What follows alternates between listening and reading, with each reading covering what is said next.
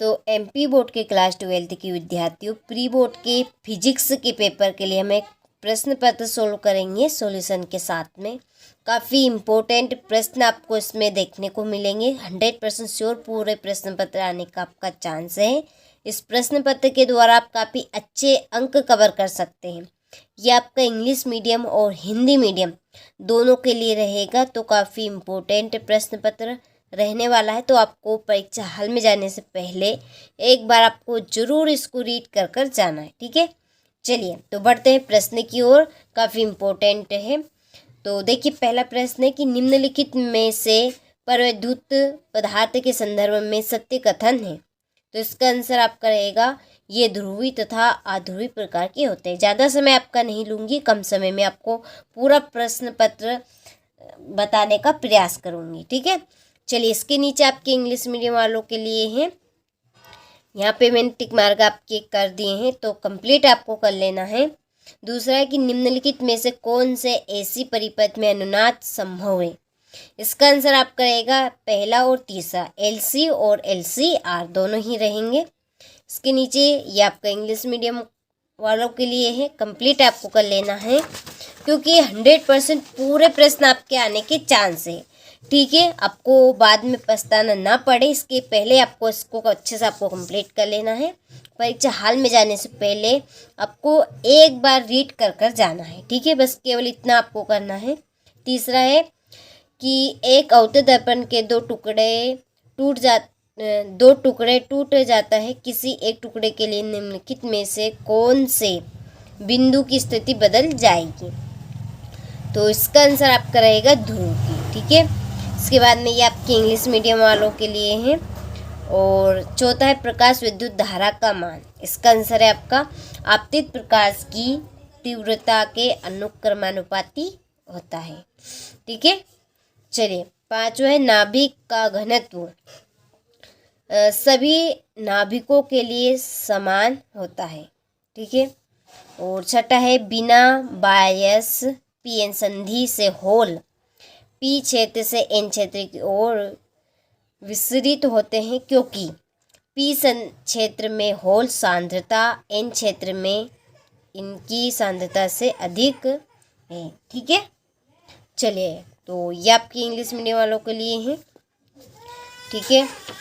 इसके बाद में है दूसरा प्रश्न, रिक्त स्थानों की पूर्ति कीजिए। पहला है एक समान आवेशित डेडेस के कारण विद्युत क्षेत्र दूरी पर निर्भर नहीं करता। इसका आंसर है चालक। दूसरा है प्रति एकांक क्षेत्रफल विद्युत धारा को डेडेस कहते हैं धारा घनत्व। तीसरा डेडेस क्षेत्र का कोई उद्गम या अधिगम नहीं होता चुंबकीय क्षेत्र का। चौथा है परिवर्तनशील चुंबकीय क्षेत्र उत्पन्न करता है बंद कुंडलिया में विद्युत धारा। पांचवा है परिवर्तनशील विद्युत क्षेत्र डेडेस धारा उत्पन्न करता है विस्थापन धारा। और छठा है परमाणु का रदरफोर्ड मॉडल कक्षीय इलेक्ट्रॉनों के डेडेस के कारण अस्थायी होता है। तो इसका आंसर है चक्रमण कर विकिरण उत्सर्मी, ठीक है। चलिए तो यहाँ से आप रिक्त स्थान का स्क्रीनशॉट ले लीजिए। तो बाद में सही जोड़ी मिलाकर लिखिए। पहली है धारा सुगृहीता, देखिए इसकी आपकी जोड़ी रहेगी NAB/K, ये आपकी पहली जोड़ी है। दूसरी है ओल्टता सुग्राहिता, इसकी आपकी जोड़ी है NABRK, ठीक है, ये आपकी जोड़ी है दूसरी। तीसरी समान कला में कंपन, इसकी आपकी जोड़ी 1/4L0, ठीक है। और परिवर्ती कलांतर, इसकी आपकी जोड़ी रहेगी 1/2L0।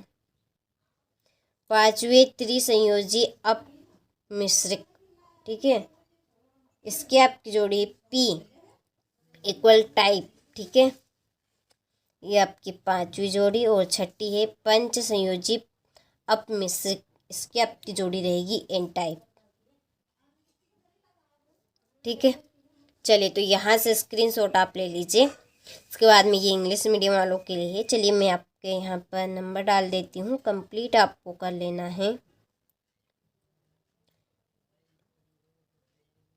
सॉरी, ये आपकी यहाँ पे मैंने गलती से लिख दी, ये आपकी 5वीं है, ये आपकी 6ठी है, ये आपकी दूसरी रहेगी, पहली है, और ये आपकी तीसरी, और ये आपकी चौथी। ठीक है, चलिए तो स्क्रीनशॉट आप ले लीजिए यहाँ से, अच्छे से कंप्लीट आपको कर जाना है इनको। देखिए इसके बाद में है एक वाक्य या एक शब्द में आपको उत्तर देना है। पहला है किसी बिंदु आवेश के कारण विद्युत विभव का सूत्र लिखिए। तो इसका आंसर आपका रहेगा V इक्वल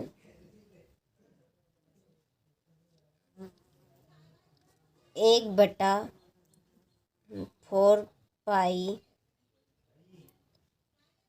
एप्सिलॉन।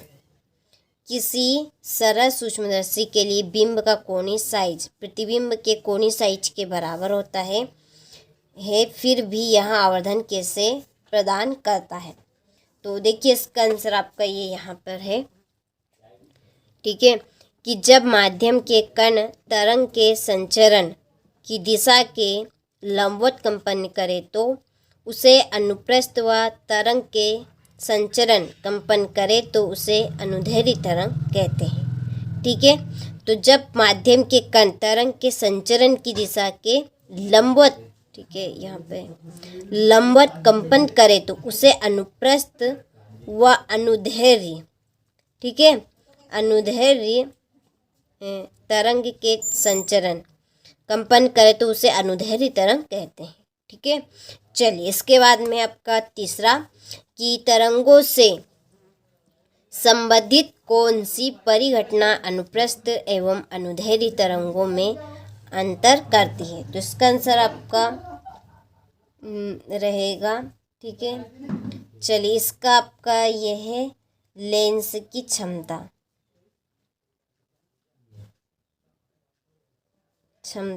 ठीक है, और जो आपको भी मैंने बताई तीसरे का आंसर था, तो आपने स्क्रीनशॉट ले लिया होगा। और चौथा है किसी फोटॉन की ऊर्जा हेतु प्रयुक्त सूत्र के प्रतीकों के नाम लिखिए। तो इसका आंसर आपका रहेगा E इक्वल HV। ठीक है, और पांचवा है N प्रकार के अर्धचालकों में अशुद्धियाँ के कारण अतिरिक्त ऊर्जा स्तर ऊर्जा बैंड संरचना में कहाँ स्थिर होता है। तो चालक बैंड के ठीक नीचे। इसका आंसर आपका चालक बैंड के ठीक नीचे। ठीक है, चलिए तो यहाँ से आप स्क्रीनशॉट ले लीजिए अच्छे से। उसके बाद में ये इंग्लिश मीडियम वालों के लिए है। तो देखिए कोई भी दिक्कत आती है तो आप यहाँ से ले लीजिए आपके आंसर में। ठीक है, आपको मिलान कर लेना है। ठीक है, चलिए गलती से कुछ मिस्टेक भी हो गई हो तो चलिए इसके बाद में है पांचवा सत्य सत्य आपको कंप्लीट करने हैं। तो देखिए पहले में आपका जो रहेगा वो आपका सत्य है। ठीक है, पढ़ के मैं बताऊंगी तो टाइम आपका ज़्यादा खराब होगा, तो आप पढ़ लीजिएगा इनको। ये आपका दूसरा राइट रहेगा, तीसरा आपका असत्य है, चौथा आपका सत्य रहेगा और पांचवा आपका असत्य रहेगा। ठीक है, चलिए इसके बाद में ये इंग्लिश मीडियम वालों के लिए तो आपका पहला राइट है और दूसरा भी आपका राइट है, तीसरा आपका रॉन्ग है, चौथा आपका राइट है और पांचवा आपका रॉन्ग रहेगा। ठीक है, चलिए इसके बाद में देखिए क्वेश्चन नंबर 6 है विद्युत संबंधी कूलाम का नियम आपको बताना है। ठीक है, और 7वां प्रति चुंबकीय तथा अनुचुंबकीय पदार्थों में कोई दो अंतर आपको लिखनी। ठीक है, हम वार्षिक परीक्षा के लिए आपको 6 मॉडल पेपर दे रहे हैं। आपको पूरी अच्छे से तैयारी करवाएंगे कॉन्सेप्ट के अनुसार और चैप्टर बाय चैप्टर। ठीक है, उसके लिए हमने आपको 6 मॉडल पेपर दिए हैं।